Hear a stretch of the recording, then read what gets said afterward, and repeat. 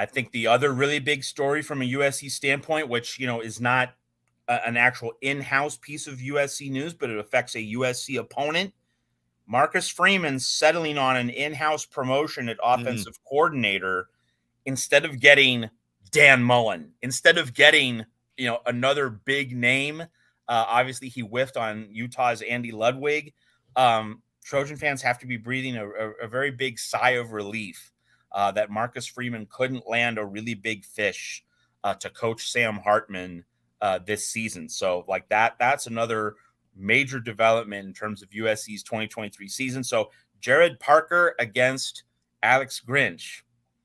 That's going to be the junior varsity chess match in USC Notre Dame, while you have Lincoln Riley against Marcus Freeman. That's going to be the Ali Frazier, and then you have Parker versus Grinch.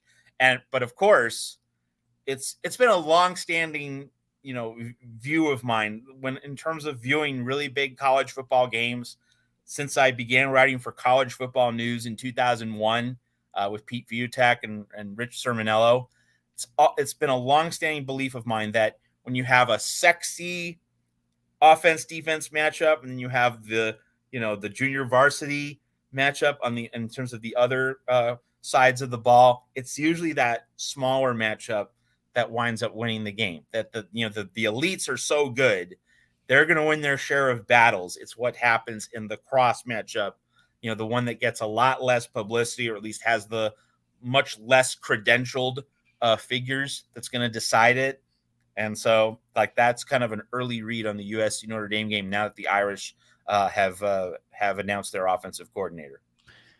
I know Notre Dame media and fans certainly did not enjoy the last few weeks in watching Notre Dame, and I'm not talking about Marcus Freeman. I'm talking about the administration pass on candidate after candidate after candidate. And if I'm seeing the numbers correctly, a $2.8 million buyout of Andy Ludwig's contract, and I don't know what they were willing to fork over. They should have known that there was going to be some level of buyout required. Especially taking him from another high-level program, but that this is not sending. It was maybe less about losing out on the offensive coordinator, although there are concerns about Gerad Parker making this type of elevation versus what they could have had, but also about the optics of, are we playing with USC, Georgia, Ohio State? Are we playing on that level, or are we resigned to winning 9 games a year?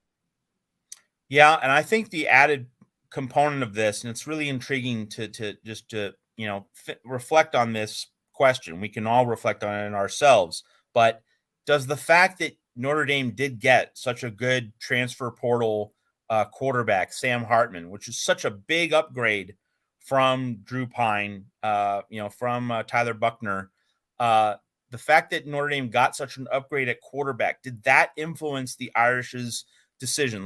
Hey, we can have a budgetary, we can exercise budgetary restraint in terms of our new coordinator and yet still get an elite product. If Sam Hartman had not come to South Bend, how different would that offensive coordinator search have been? And we don't know, but that's just something to reflect on in terms of anyone who's kind of weighing the calculus that Notre Dame faced when it approached that decision.